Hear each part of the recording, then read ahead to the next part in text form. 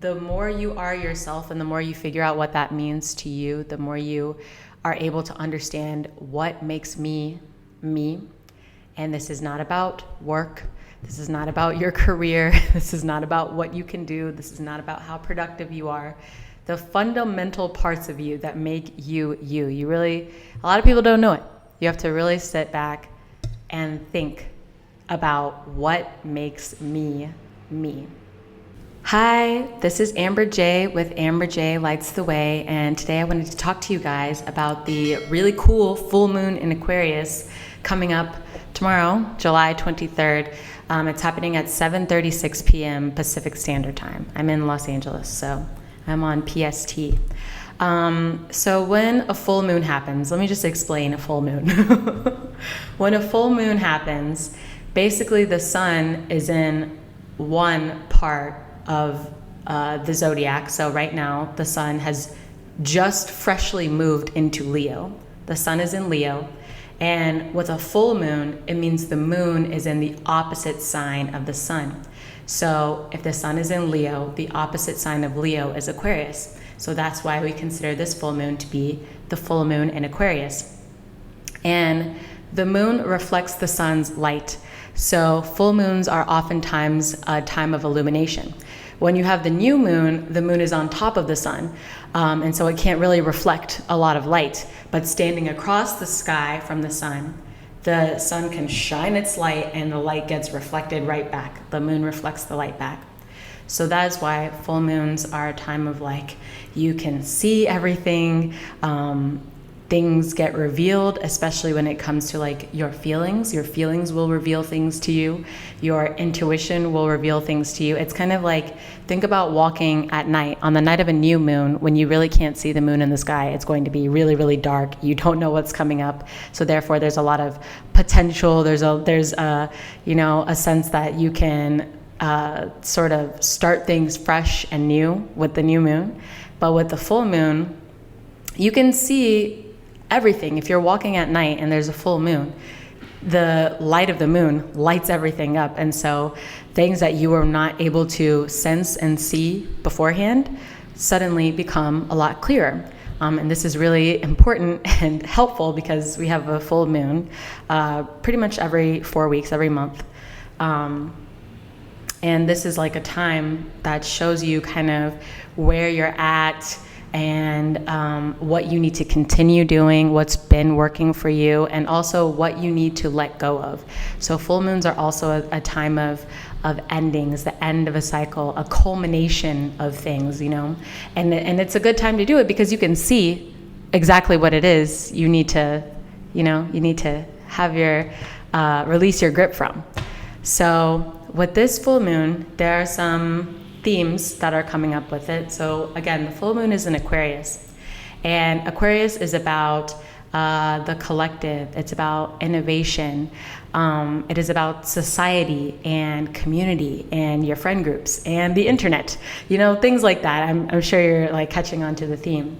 And with the sun in Leo is about the self. So you can see why they're opposite signs. Aquarius is about everyone, community, and Leo is about me, just me.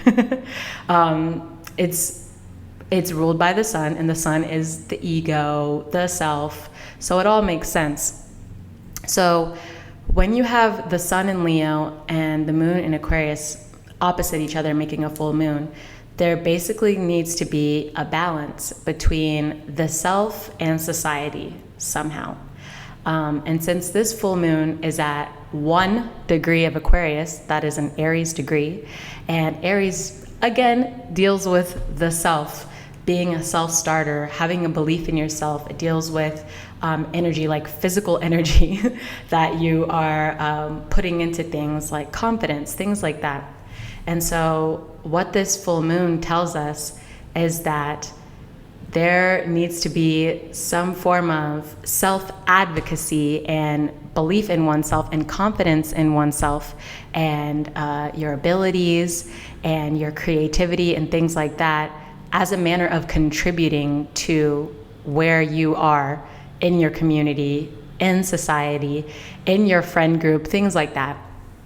So we can look at that further and say the way that this is going to play out is basically Leo asks us to be extremely authentic in what makes you, you.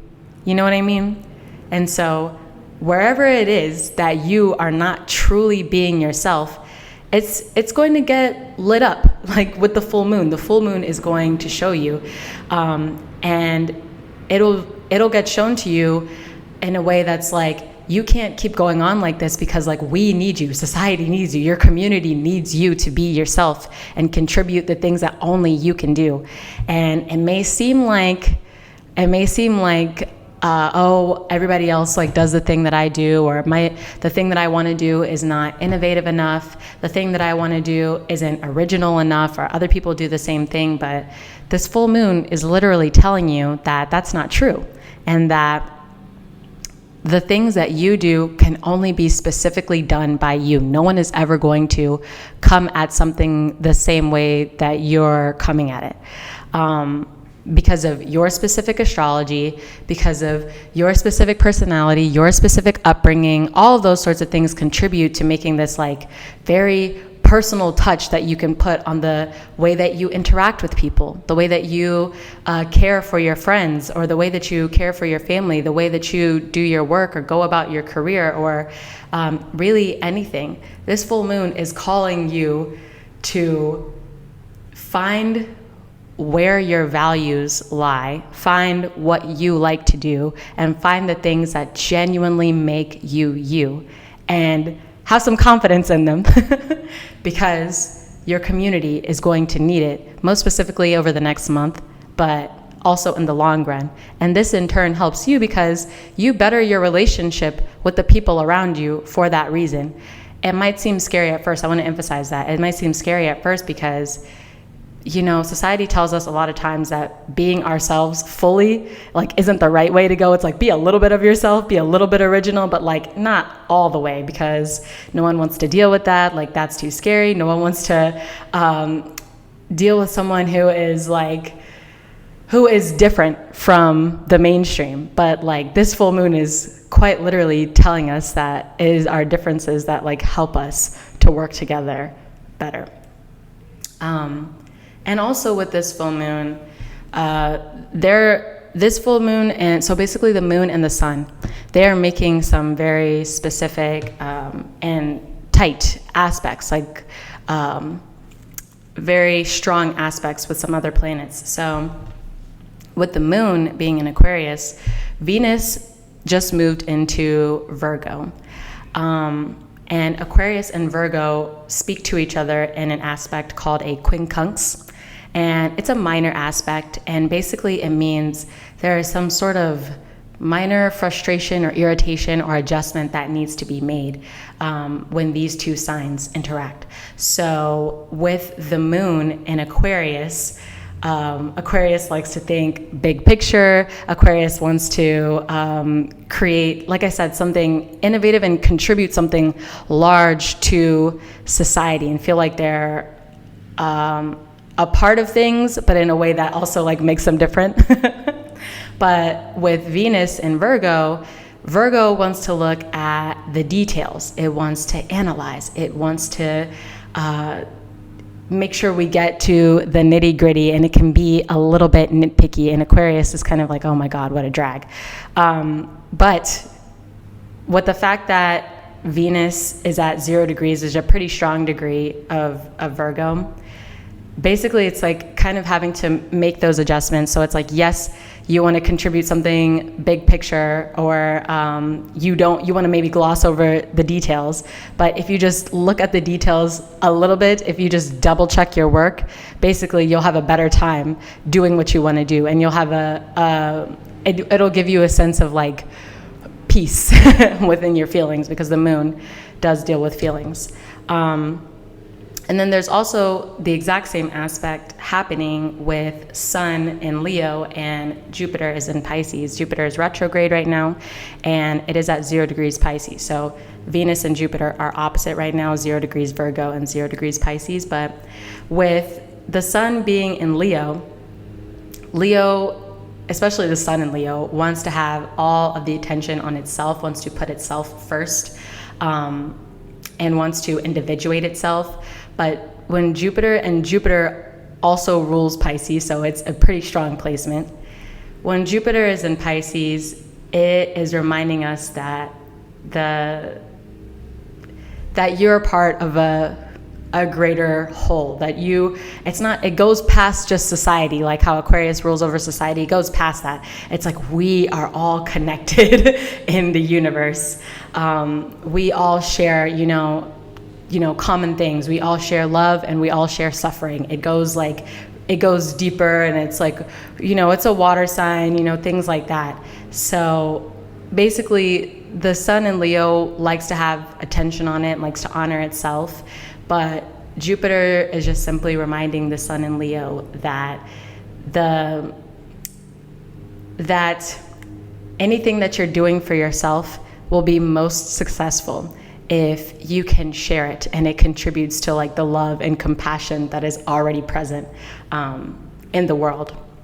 So instead of just wanting to have the attention on yourself for attention's sake, like attention seeking for attention's sake, it's like, if you have something good to say that is also helpful and that also reminds us of our universal connection, then Jupiter, the planet of success, will help you be more successful. So that's something that also is contributing to this full moon in Aquarius. Those adjustments have to be made, like noticing and understanding the details of what you're trying to do as you're trying to individuate yourself in order to better your relationship with your community and with society, but also understanding how it connects us all to a greater good, and allowing that to work on you so that it can help you get to your highest potential in our world, in our society. I know that was a little woo-woo, but honestly, Pisces and Aquarius, like, they kind of deal with a little bit of the woo-woo. So that is basically, essentially, what this full moon is encouraging in all of us. And so we're going to make it a little bit more specific. I'm going to give you 3 things to do with this full moon in Aquarius, how to work with it. So the first thing that you want to do is find out where it's happening in your chart. So yes, I feel like every video I'm going to say, go look at your own chart. So go to astro.com, pull up your chart, make sure you have an exact, accurate birth time, text your mom, go find your birth certificate, do what you have to do to make sure that it's as accurate as it can be. And what you're going to want to do is find the house that Aquarius rules in your chart. So when you're looking at your birth chart, there are 12 houses, and the first part of where that house starts, wherever the house starts, is what sign rules that house. So I am a Cancer rising. So my first house starts in Cancer. Therefore, Cancer rules over my first house, and that's what makes me a Cancer rising. So let's say you are a Pisces rising, and so Aries starts your second house, or your second house starts in Aries. So therefore, Aries rules over your second house. It's things like that. So what you're going to want to do is find Aquarius and see which house starts in Aquarius. And that is going to be the house that is activated with this full moon. And also Leo. If you can find where the opposite house, basically, find where Leo is in your chart and find which house starts in Leo, that house will also be activated, so you can apply those themes to those areas of your life, whichever house it is, because all 12 houses deal with a myriad of different areas of our lives. Also, let's say, like for me being a Cancer rising, Aquarius is my 8th house. My 8th house starts in Aquarius, but my 8th house starts in 8 degrees of Aquarius. This full moon is at 1 degree of Aquarius. So while the full moon is activating my 8th house, the full moon is actually happening in my 7th house. So that's something that you might want to pay attention to as well. And that's going to contribute to the second thing that's going to be good for you to do with this full moon coming up. And this is good for any full moon. So the second thing is you're going to want to journal and find which houses, find which areas of life that this full moon is affecting for you, and journal and see what changes you would like to happen in those areas of your life. So for me, I'll use myself as an example again.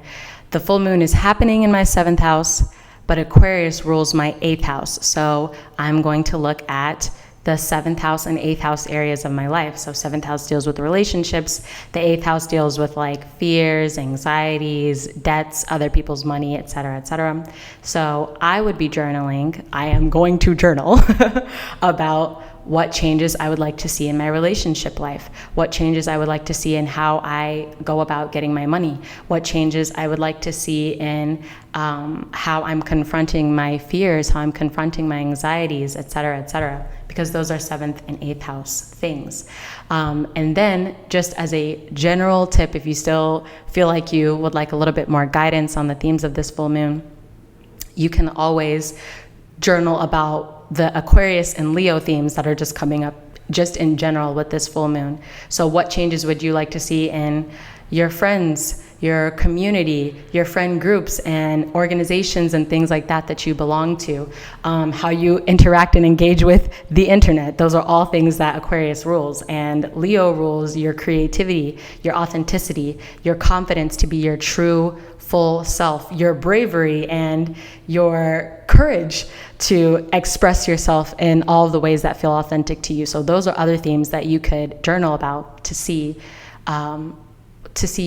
what sort of changes you want to make in those areas of your life. So journaling is always good. It's always good to write it down and get your thoughts kind of organized and in order, because it just helps you consciously and unconsciously get in alignment with those changes that you're trying to manifest into your life.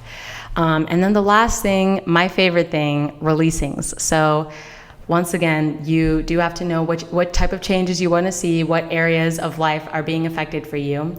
But for releasings, basically, and I post a few releasings on my Instagram page, amberjaylightstheway on Instagram. I post a few releasings every full moon just to help everybody out about the general themes about what's going on. But basically, with a releasing, or with multiple releasings, you can do as many as you want. Now, understand that releasings can get a little energetically tiring if you're releasing a lot of energy, so know your limits. But what you want to do is get a piece of paper, and you're going to write down all of the things that you want to use the full moon's energy to help you let go of, because letting go is not an easy process. And so a lot of times people utilize the full moon to help them with that process. So a releasing would look like full moon in Aquarius. I release anything and everything hindering me from attracting the types of friends that I want in my life. I release any and all thoughts, patterns of behavior, anxieties, fears, and insecurities stopping me from being fully myself and having confidence to be myself. These are the types of things that you want to write down on the piece of paper.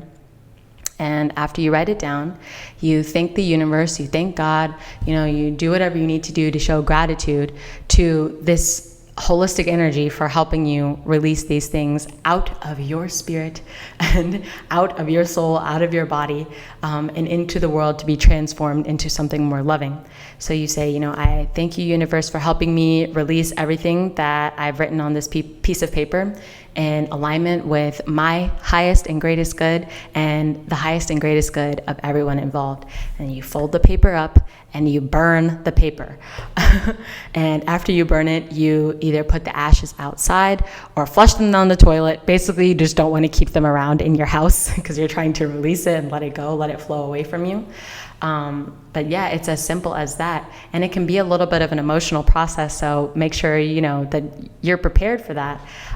You can do it now. You can do it, I would say, up to 3 days after the full moon. 3 days before the full moon or 3 days after the full moon is a good window of time to do that. But if you can do it on the exact time of the full moon, it's pretty potent. It's pretty cool.